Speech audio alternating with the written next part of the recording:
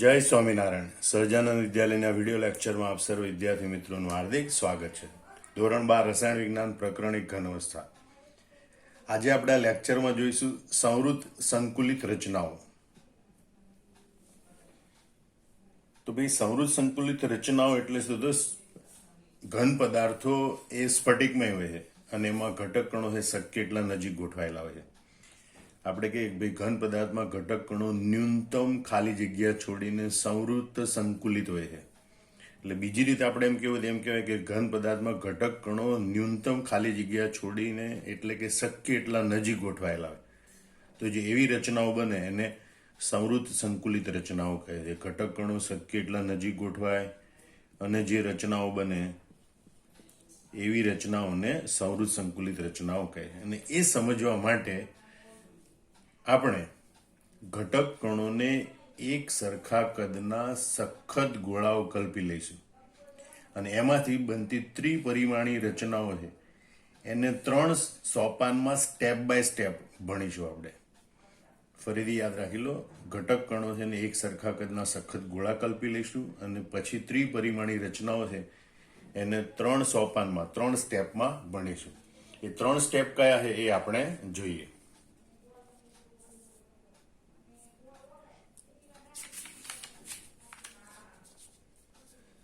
તો પહેલું સ્ટેપ છે એક પરિમાણમાં સંવૃત સંકલન. પછી એક પરિમાણમાં સંવૃત સંકલન થાય એમાંથી બનાવવાનું દ્વિપરિમાણમાં સંવૃત સંકલન. તો એ 2 પ્રકારે બને, દ્વિપરિમાણમાં ચોરસ સંવૃત સંકલન અને દ્વિપરિમાણમાં ષટકોણીય સંવૃત સંકલન. આ એક પરિમાણીય રચનાઓ છે એને 2 જુદી જુદી રીતે ગોઠવી એટલે આપણને આ 2 પ્રકારના દ્વિપરિમાણીય સંવૃત સંકલન મળે. દ્વિપરિમાણીય સંવૃત સંકલન છે એમાંથી આપણને ત્રિપરિમાણીય સંવૃત સંકલન એટલે કે વાસ્તવિક સ્ફટિકમય ઘન રચનાઓ પ્રાપ્ત થાય. આ બંને કાલ્પનિક છે, એની મદદથી આ ત્રિપરિમાણીય સંવૃત સંકલન રચનાઓ આપણે ભણવાની. એમાં દ્વિપરિમાણીય ચોરસ સંવૃત સંકલન છે એમાંથી આપણને સાદી ઘન લેટિસ રચના પ્રાપ્ત થાય. જ્યારે દ્વિપરિમાણીય ષટકોણીય સંવૃત સંકુલન છે એમાં 2 સ્ટેપમાં આપણે રચના શીખવાની. પહેલા સ્ટેપમાં આ દ્વિપરિમાણીય ષટકોણીય સંવૃત સંકલન ધરાવતું પહેલું સ્તર હોય એના ઉપર બીજું સ્તર ગોઠવીએ તો એમાં રચાતા સમચતુષ્ફલકી છિદ્ર અને અષ્ટફલકી છિદ્રની રચનાનો અભ્યાસ કરવાનો. અને પછી બીજા સ્તર પર એવું જ ત્રીજું સ્તર ગોઠવીએ તો પણ 2 પ્રકારે ગોઠવણી થાય કે ભાઈ આ સમચતુષ્ફલકી છિદ્ર ઢંકાય એવી રીતે ત્રીજું સ્તર ગોઠવીએ તો આપણને હેક્ઝાગોનલ પેક રચના મળે અને અષ્ટફલકી છિદ્ર ઢંકાય એવી રીતે ત્રીજું સ્તર ગોઠવીએ તો આપણને ક્યુબિક ક્લોઝ પેકિંગ અથવા તો ફલક કેન્દ્રિત ક્લોઝ પેકિંગ સીસીપી અથવા એફસીસી રચના મળે. આ સમગ્ર જે વર્ગીકરણ છે તમારે યાદ રાખવાનું. અત્યારે તમે શરૂઆતમાં શીખ્યા છો, કદાચ યાદ નહીં રહે, પણ આ જે અભ્યાસ છે એને 2 વિડીયો લેક્ચરમાં સમાયો છે. પહેલા વિડીયો લેક્ચરમાં આપણે એક પરિમાણમાં અને દ્વિપરિમાણમાં સંવૃત સંકલન ભણીશું અને ત્યાર પછીના વિડીયો લેક્ચરમાં આપણે ત્રિપરિમાણમાં સંવૃત સંકલન ભણીશું. અને એ ભણ્યા પછી છેલ્લે ફરીથી હું આ વર્ગીકરણ મૂકીશ ત્યારે તમને આ વર્ગીકરણ ચોક્કસ યાદ રહી જશે અને તમારે યાદ રાખવાનું રહેશે. જય સ્વામિનારાયણ. એક પરિમાણીય સંવૃત સંકલન એમાં આ પ્રમાણે ઘટક કણો એટલે કે ગોળાઓ છે એકબીજાને અડકીને એક જ હરોળમાં ગોઠવાયેલા હોય છે. એમના કેન્દ્રોને જો જોડવામાં આવે તો આપણને એક સીધી રેખા મળે છે. અહીંયા પ્રત્યેક ગોળાને અડકીને ગોઠવાયેલા પડોશી ગોળાઓની સંખ્યા એને સવર્ગાંક કહેવાય. તો આ એક પરિમાણીય સંવૃત સંકલનમાં પ્રત્યેક ગોળો બીજા 2 ગોળાને અડકીને ગોઠવાયેલો છે માટે એનો સવર્ગાંક 2 હોય છે. હવે આપણે આ એક પરિમાણીય સંવૃત સંકુલનની ટૂંકનોંધ યાદ રાખવાનો પ્રયત્ન કરીએ. ભાઈ એને 4 મુદ્દામાં આપણે ભણવાનું. પહેલા આકૃતિ દોરવાની આ રીતે અથવા તો આ રીતે તમારે આકૃતિ દોરવાની, એની ગોઠવણી ઘટક કણોની એટલે કે ગોળાઓની ગોઠવણી કેવી રીતે થાય એ સમજાવવાનું, સવર્ગાંક એટલે શું એની અહીંયા વ્યાખ્યા આપવાની પહેલી વાર, અને આ રચનામાં સવર્ગાંક 2 કેવી રીતે હોય છે એની સમજૂતી આપવાની. મતલબ આ 4 મુદ્દા આ નાનકડી ટૂંકનોંધ માટે તમારે યાદ રાખવાના. સૌપ્રથમ આકૃતિ હવે ગોઠવણી. તો આ પ્રકારની સંવૃત સંકુલિત રચનામાં આકૃતિમાં દર્શાવ્યા પ્રમાણે ગોળાઓ એટલે કે ઘટક કણો એક જ હરોળમાં ગોઠવાયેલા હોય અને એમના કેન્દ્રો છે એને જોડવામાં આવે તો એક સીધી રેખા મળે. ગોઠવણી આવડી ગઈ કે ભાઈ ઘટક કણો એટલે કે ગોળાઓ એક જ હરોળમાં ગોઠવાયેલા હોય, એમના કેન્દ્રને જોડવામાં આવે તો એક સીધી રેખા મળે. હવે બીજા મુદ્દામાં આપણે સવર્ગાંકની વ્યાખ્યા શીખવાની. તો કણના સૌથી નજીકના પડોશી કણોની સંખ્યાને સવર્ગાંક કહે છે. કોઈ દાખલા તરીકે અહીંયા આ એક ઘટક કણ છે, એના પડોશી 2 કણોને સ્પર્શીને ગોઠવાયેલો, તો આનો સવર્ગાંક 2. આમાં સમગ્ર રચનાનો સવર્ગાંક 2 કહેવાય. ફરીથી જોઈ લો, કણના સૌથી નજીકના પડોશી કણોની સંખ્યાને સવર્ગાંક કહે. અથવા વધુ સ્પષ્ટ રીતે સમજવું હોય તો પ્રત્યેક ગોળાને સ્પર્શીને ગોઠવાયેલા પડોશી ગોળાઓની સંખ્યાને તે ગોળાનો સવર્ગાંક કહે છે. હવે આપણે અહીંયા જોઈએ કે ભાઈ આ ગોઠવણી છે, આ ગોઠવણીમાં એ પ્રત્યેક ગોળો એના 2 પડોશી ગોળાને સ્પર્શીને ગોઠવાયેલો છે. આમ આ એક પરિમાણી સંવૃત સંકુલન હોય એ રચનાનો સવર્ગાંક 2 છે, એટલે કે પ્રત્યેક ગોળાનો સવર્ગાંક 2 છે, કારણ કે પ્રત્યેક ગોળો 2 પડોશી ગોળાને સ્પર્શીને ગોઠવાયેલો છે.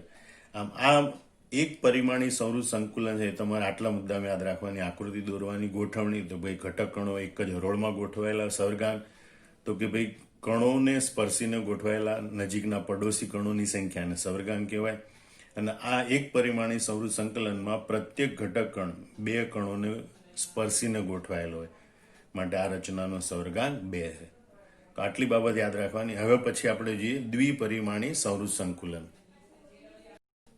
દ્વિપરિમાણીય સંવૃત સંકુલન તો કે એક પરિમાણીય સંવૃત સંકુલિત ગોળાઓ હોય એની હરોળોને એકબીજા ઉપર થપ્પીની માફક ગોઠવવાથી દ્વિપરિમાણીય સંવૃત સંકુલન રચનાઓ બને.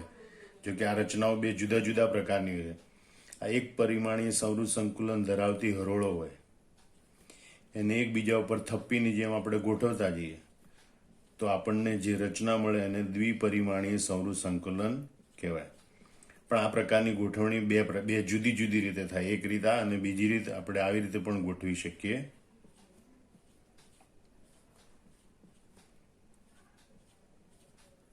આમ દ્વિપરિમાણીય સંવૃત સંકુલન રચનાઓ આવી 2 પ્રકારની હોય છે.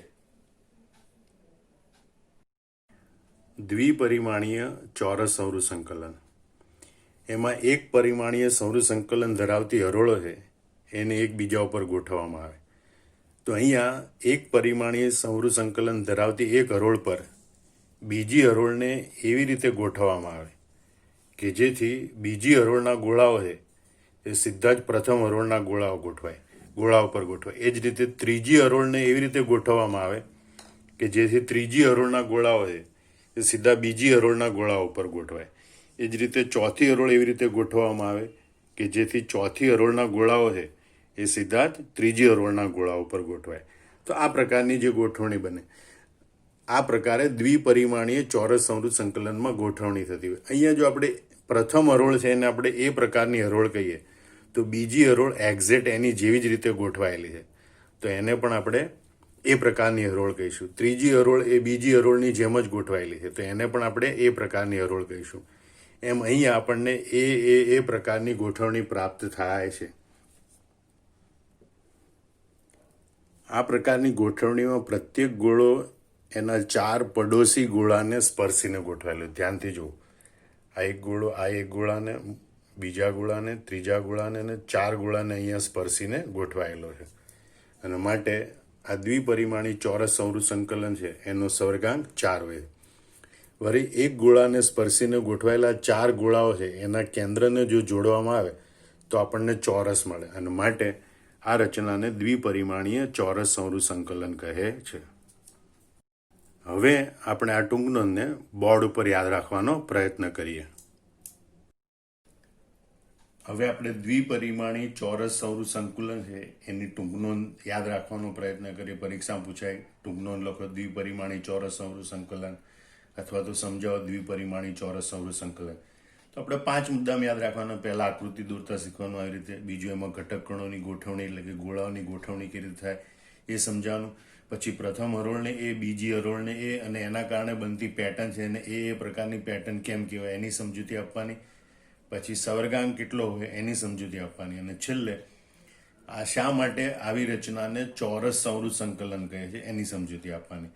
તો સૌથી પહેલા આકૃતિ જોઈએ. હવે આપણે ગોઠવણીની વાત કરીએ. ભાઈ આ પ્રકારની ગોઠવણીમાં એક પરિમાણીય સંવૃત સંકલિત હરોળ હોય એવી એક હરોળ પર બીજી હરોળને એવી રીતે ગોઠવવામાં આવે. આ એક હરોળ પર બીજી હરોળને એવી રીતે ગોઠવવામાં આવે કે જેથી બીજી હરોળના ગોળાઓ છે એ સીધા જ પ્રથમ હરોળના ગોળાઓ પર ગોઠવાય છે. ત્રીજી હરોળને ગોઠવે તો ત્રીજી હરોળના ગોળાઓ છે એ બીજી હરોળના ગોળાઓ પર સીધા જ ગોઠવાય છે. અને આમ અહીંયા બંને હરોળોને અથવા તો જે કંઈ હરોળો રચાય એને આડી કે ઊભી રીતે જુઓ, તમે આડી રીતે જુઓ તો અને ઊભી રીતે જુઓ તો એક જ સરખી ગોઠવણી માલુમ પડે છે. આ પ્રકારની ગોઠવણીની વાત કરીએ. હવે જોઈએ આપણે કે ભાઈ જો આપણે પ્રથમ હરોળની જે ગોઠવણી છે એને એક પ્રકારની હરોળ કહીએ તો બીજી હરોળ એના ઉપર એક્ઝેક્ટ એની જેવી જ રીતે ગોઠવાયેલી, એટલે એને પણ આપણે એ પ્રકારની હરોળ કહીશું. એ પ્રમાણે અન્ય હરોળો છે એ પણ પ્રથમ હરોળની જેમ જ એક્ઝેક્ટ ગોઠવાયેલી છે. તો બધી હરોળને આપણે એ કહીએ અને માટે અહીંયા આ રચનામાં એ પ્રકારની ગોઠવણી એટલે કે એ પ્રકારની પેટર્ન કે ભાત જોવા મળશે. હવે આપણે સવર્ગાંકની વાત કરીએ તો આ ગોઠવણીમાં દરેક ગોળો એના 4 પડોશી ગોળા સાથે સીધા સંપર્કમાં હોય છે. આ દરેક ગોળો છે એના 1, 2, 3, 4, આ 1, આ 2, આ 3, આ 4, દરેક ગોળો 4 પડોશી ગોળા સાથે સંપર્કમાં. અહીંયા જો તમે આ એક ગોળો લઈ લો તો આ 1, આ 2, આ 3 અને 4 એમ 4 પડોશી ગોળા સાથે સંપર્કમાં હોય અને માટે આ પ્રકારની જે દ્વિપરિમાણી રચના છે એનો સવર્ગાંક 4 હોય છે.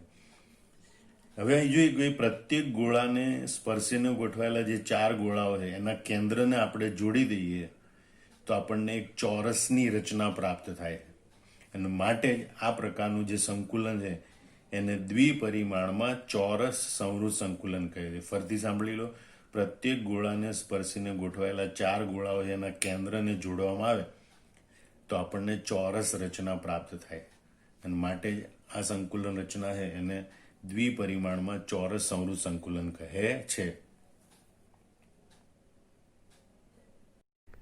દ્વિપરિમાણમાં ષટકોણીય સંવૃત સંકલન, તો એમાં એક પરિમાણ ધરાવતી સંવૃત સંકલિત હરોળ હોય એને બીજી હરોળ પર એવી રીતે ગોઠવવામાં આવે કે જેથી બીજી હરોળના ગોળાઓ છે પ્રથમ હરોળની વચ્ચેની ખાંચોમાં અહીંયા બંધ બેસતા ગોઠવાય. એક્ઝેક્ટ એની ઉપર નથી ગોઠવવાના પણ એની વચ્ચેની ખાંચોમાં બંધ બેસતા ગોઠવાય. એની ઉપર ત્રીજી હરોળને એવી રીતે સાંતરિત એટલે કે સહેજ ચલિત રીતે ગોઠવવાની કે જેથી ત્રીજી હરોળના ગોળાઓ છે એ બીજા હરોળના ગોળાઓ એની વચ્ચેના ખાંચોમાં ગોઠવાય.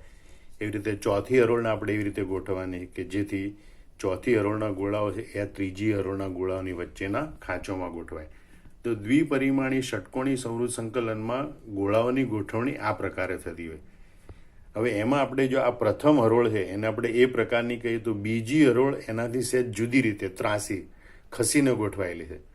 માટે બીજી હરોળ એ પ્રથમ હરોળ જેવી નથી, એટલે આપણે આ બીજી હરોળને બી પ્રકારની હરોળ કહીશું. પહેલી હરોળ એ પ્રકારની હરોળ તો બીજી હરોળ બી પ્રકારની હરોળ. હવે ત્રીજી હરોળને આપણે સાંતરિત રીતે ગોઠવી તો ત્રીજી હરોળના ગોળા એક્ઝેક્ટ આ બીજી હરોળની જેમ જ ગોઠવાયેલા છે અને એટલે આપણે આ ત્રીજી હરોળને પાછી એ પ્રકારની હરોળ કહીશું. જ્યારે ચોથી હરોળના ગોળા આપણે સાંતરિત રીતે ગોઠવીએ તો એક્ઝેક્ટ બીજી હરોળની ઉપર ગોઠવાય અને એટલે આપણે આ ચોથી હરોળને આપણે બી પ્રકારની હરોળ કહીશું. એમ અહીંયા એબી પ્રકારની ભાત બને છે. વળી અહીંયા પ્રત્યેક ગોળો છે એ 6 પડોશી ગોળાને સ્પર્શીને ગોઠવાયેલો હોય છે. 1, 2, 3, 4, 5 અને 6.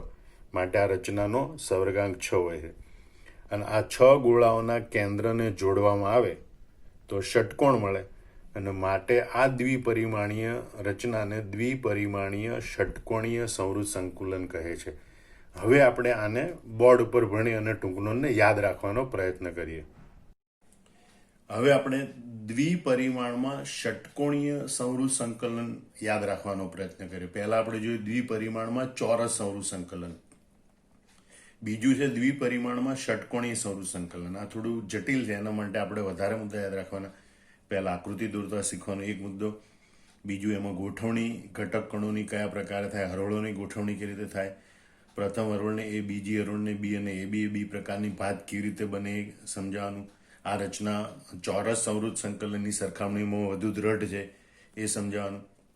આ રચનાનું સવર્ગાંક કેટલો એ સમજાવવાનું, અને એને શા માટે ષટકોણીય સમૃદ્ધ સંકલન કહે છે એ, અને છેલ્લે એમાં રચાતા ત્રિકોણીય છિદ્ર છે એ બે પ્રકારના હોય છે એની સમજૂતી આપવાની.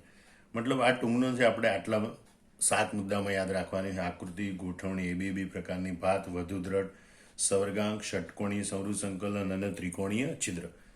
તો આપણે જોઈએ પહેલા કે ભાઈ ગોઠવણી કયા, આકૃતિ આ રીતે દોરવાની, ગોઠવણી કયા પ્રકારે થાય? તો કે ભાઈ એક પરિમાણીય સમૃદ્ધ સંકલન ધરાવતી એક હરોળ પર બીજી હરોળને સાંતરિત રીતે એટલે થોડીક ચલિત કરીને ગોઠવવામાં આવે કે જેથી બીજી હરોળના ગોળાઓ છે પ્રથમ હરોળની વચ્ચેના અવનયનમાં બંધ બેસતા ગોઠવાય, એટલે કે આ ખાંચોમાં છે એ બંધ બેસતા ગોઠવાય. તો આ પ્રકારની એની ગોઠવણી હોય છે. હવે આપણે જોઈએ કે ભાઈ જો ગોળાઓની પ્રથમ હરોળ, આ પ્રથમ હરોળ આપણને એ પ્રકારની કહીશું, તો બીજી હરોળ એનાથી થોડીક અલગ ગોઠવાયેલી, એક્ઝેક્ટ એ જ જગ્યાએ ગોઠવાયેલી નથી. તો બીજી હરોળ અલગ છે, માટે બીજી હરોળને આપણે બી પ્રકારની કહીશું. જ્યારે એના જ ઉપર ત્રીજી હરોળને સાંતરિત રીતે ગોઠવી તો ત્રીજી હરોળના ગોળાઓ એ સીધા પ્રથમ હરોળના ગોળાઓની જેમ જ ગોઠવાય છે, અને માટે આપણે ત્રીજી હરોળને એ પ્રકારની હરોળ કહીશું. એની ઉપર ચોથી હરોળ સાંતરિત રીતે એટલે કે સહેજ ચલિત રીતે ગોઠવવામાં આવે તો ચોથી હરોળના ગોળાઓ એ આ બીજી હરોળના ગોળા ઉપર બંધ બેસતા ગોઠવાય, અને માટે આપણે ચોથી હરોળને બી પ્રકારની હરોળ કહીશું. એમ અહીંયા ગોઠવણીની ભાત એ બી પ્રકારની થાય છે. હવે જે ચોરસ સમૃદ્ધ સંકલન હતું એની સરખામણીમાં અહીંયા ગોળાઓ છે વધુ નજીક, વધુ ગીચોગીચ ગોઠવાયેલા, એટલે કે મુક્ત જગ્યાનું પ્રમાણ અહીંયા ઓછું છે, અને માટે આ સંકુલન છે એ ચોરસ સમૃદ્ધ સંકુલન કરતા વધુ દ્રઢ હોય છે. હવે સવર્ગાંકની વાત કરીએ કે આ રચનામાં દરેક ગોળો એના 6 પડોશી ગોળાઓ સાથે સંપર્કમાં આવે છે. 1, 2, 3, 4, 5 અને 6. દરેક ગોળો એના 6 પડોશી ગોળાઓ સાથે સંપર્કમાં હોય છે, અને માટે આ રચનાનો સવર્ગાંક 6 એમ કહેવાય. વળી દરેક ગોળાને સ્પર્શીને ગોઠવાયેલા જે 6 ગોળાઓ છે એના કેન્દ્રને જોડવામાં આવે તો આપણને ષટકોણ મળે છે, અને માટે આ સમૃદ્ધ સંકલન રચનાને ષટકોણીય સમૃદ્ધ સંકલન કહે છે. ત્રિકોણીય છિદ્ર તો આકૃતિ ઉપરથી જોઈ શકાય છે કે ભાઈ ગોળાઓ વચ્ચે કેટલાક ત્રિકોણીય છિદ્ર, આ ગોળાઓ જ્યારે એકબીજાની નજીક ગોઠવાય ષટકોણી સમૃદ્ધ સંકલનમાં ત્યારે ગોળાઓ વચ્ચે કેટલાક ત્રિકોણીય છિદ્રો આપણને જોવા મળે. આ ત્રિકોણીય છિદ્રો બે પ્રકારના હોય છે. એક હરોળમાં જે આવેલા ત્રિકોણીય છિદ્રો છે એમાં શિરોબિંદુઓ ઉપરની બાજુ આવેલા છે, જ્યારે બીજી હરોળમાં આ જે ત્રિકોણીય છિદ્રો આવેલા છે એમાં શિરોબિંદુ નીચેની તરફ આવેલા છે. આમ ત્રિકોણીય છિદ્રો અહીંયા બે પ્રકારના જોવા મળે છે. તો આ રીતે તમારે મુદ્દાસર ટૂંકનો યાદ રાખવાની. આ વિડીયો જોઈને તમારે એક પરિમાણમાં સમૃદ્ધ સંકલન, દ્વિપરિમાણમાં સમૃદ્ધ સંકલનના બે પ્રકાર, દ્વિપરિમાણમાં ચોરસ સમૃદ્ધ સંકલન અને દ્વિપરિમાણમાં ષટકોણી સમૃદ્ધ સંકલન એ યાદ રાખી બરોબર મોઢે કરી અને જાતે નોટબુકમાં ટૂંક નોંધો લખી નાખવાની. જય સ્વામિનારાયણ.